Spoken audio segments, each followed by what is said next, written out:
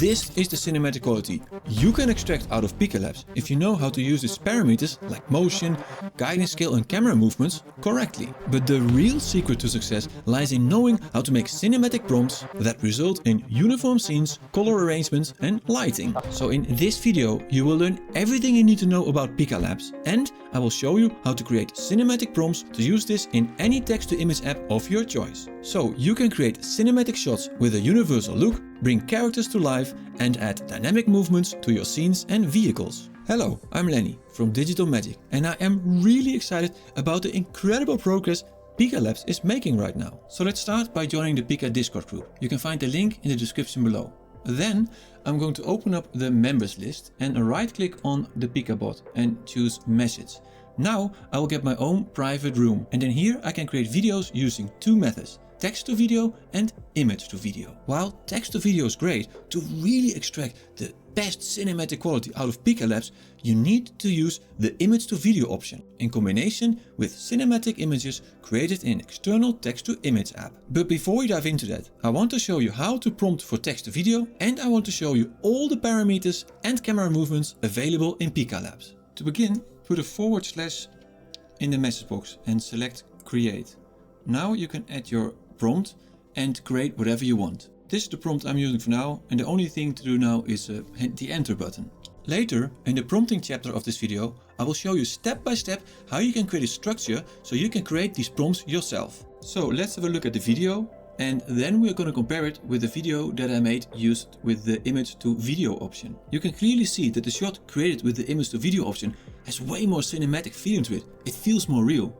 And that's why it's essential to know how to produce cinematic still images using a text-to-image app. And later in the prompting chapter of this video, I will introduce you to various paid and free text-to-image apps. Plus, I'll show you where to find an amazing PDF that in my opinion provides the best foundation for text-to-image prompting in any program. And this also works for text-to-video prompting here in Pika Labs. So now I'm going to explain you how to add parameters and camera movements to your prompts. To help you follow along easily without needing to write everything down, I've created a free PDF file for you. Here you can discover all the parameters such as frames per second and negative prompts.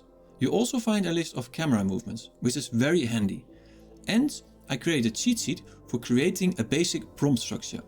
And I also added all my prompts that I created in the text-to-image app. To get this file, simply click the link to my Ko-Fi page in the description down below and add any amount you would like to pay for it, or just add 0 and get it for free. As adding parameters and camera movements works the same in the text to video option as in the image to video option, I'm going to show this in the image to video option. So to do this, type a / and then select animate. And then also click on the +1 more button and select prompt. And then I'm going to drag my image in here. For this I will use an image what I created earlier in midjourney, where you can see a spaceship in a desert landscape on the planet Mars. So now I'll go to the prompt box and click in here, and then I can add the action I want to see. And I want that the spaceship flies to the right, so I'm going to type spaceship flies to the right. I can also prompt in some extra elements like motion or camera movements, but before that I want to show you another crucial aspect. So I'll hit enter, and then it takes about 30 seconds to render, which I think is pretty fast. Once it's done, you can click the refresh button here. This will create another version of the same prompt, and I've experienced that it makes sense to try this because sometimes the result can vary a lot. So instead of creating many different prompts hoping to find the perfect one, it's sometimes better to hit the refresh button a few times. It's also helpful to click the thumbs up button if the result is what you want, or the thumbs down button if it's not. This helps train the Pika bot. If you want to change the prompt or add a camera movement, you can click the shuffle button and then a pop-up window will open up.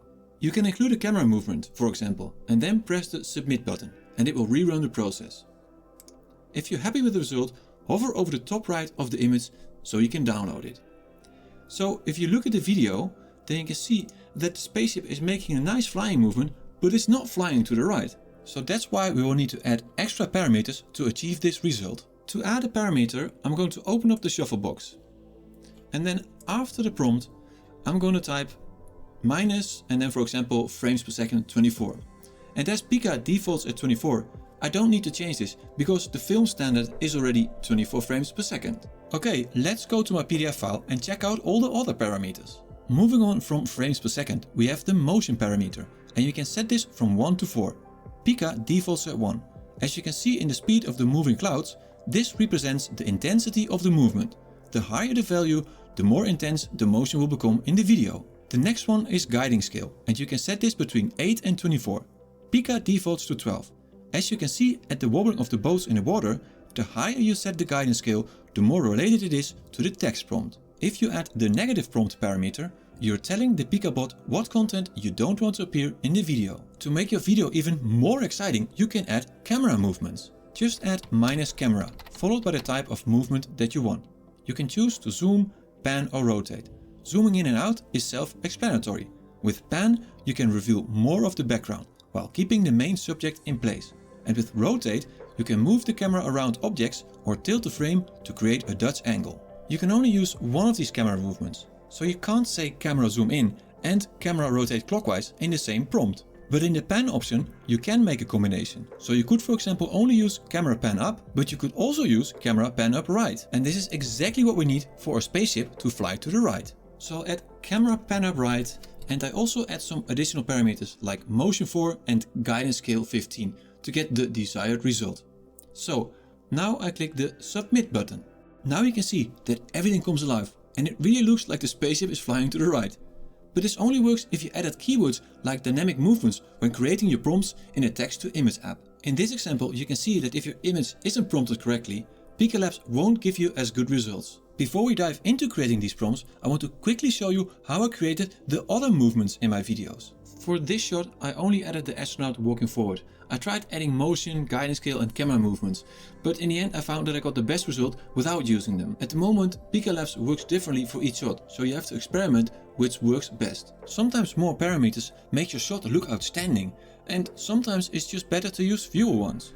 And for this shot I used girl is blinking with her eyes, and I added motion 2 and guidance scale 15 as the parameters. And to make this shot look even better, I upscaled it using Topaz Video AI, and I will explain this software later in the video. Now we finally arrived at the prompting chapter, where you can discover the real secret to success in extracting the best cinematic quality out of Pika Labs. In case you're not familiar with text-to-image apps, here's a list of both free and paid options. For prompting in text-to-image or text-to-video here in Pika Labs, it's crucial to have a good structure with cinematography terms such as style, action, shot type, scene description, lighting and aspect ratio.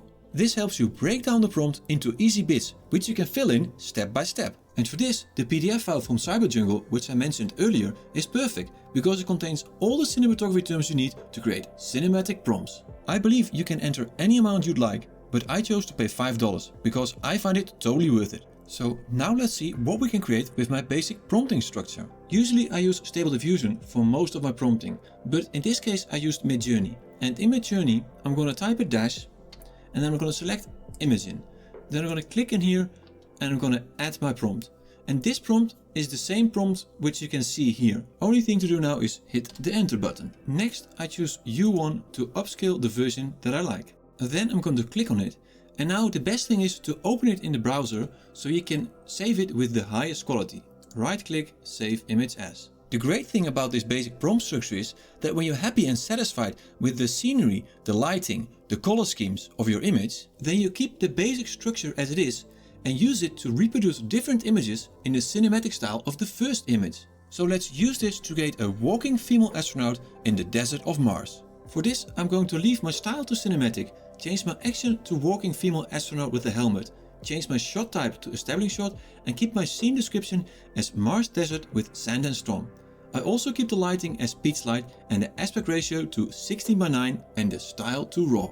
And that's why this cinematography PDF is so amazing, because it gives you many shot types, color arrangements, lighting setups and many more cinematography tips to choose from. So let's look at the result from the walking astronaut. I'm pretty satisfied with this, and in my opinion it matches very well with the shots that I produced earlier. I promised to show you how to add movement to your images by using dynamic prompts. But before we do that, I would like to quickly show you how you can upscale the resolution of your video using Topaz Video AI. I highly recommend doing this because Pika Labs videos look good on small devices like smartphones, but if you enlarge them, they really lose their quality. Don't have Topaz AI video yet? You can get it by clicking the link below this video. So inside Topaz Video, I click on Browse and then I'm going to select this video.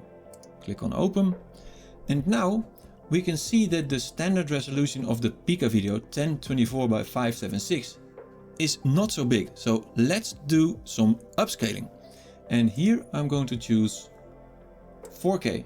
Then make sure to set the frame rate to 24 frames per second, because this is the default from Pika Labs. Then in the AI model, choose Proteus Fine-Tune Enhance.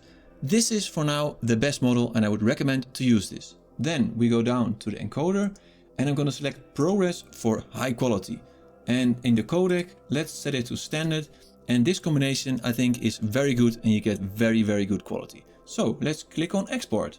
Before we check out the final result of the flying spaceship, I want to show you how I created the dynamic movements in the image so that Pika Labs was able to create this amazing video. So I started again with my basic prompt structure. Then I changed the action into a highly detailed spaceship flying through the desert on Mars. And then I added image capturing the dynamic and implied movement, which is an essential prompt if you want to create dynamic movements in your images. And in this way I'm changing my basic prompt structure into a more complex one. So I also included macro photography, movie still and phantom high-speed camera. And I adjusted the shot type to an establishing shot. Now that you know all the tricks to create your own cinematic AI videos, let's have a look at the super sharp version that Topaz AI Video created.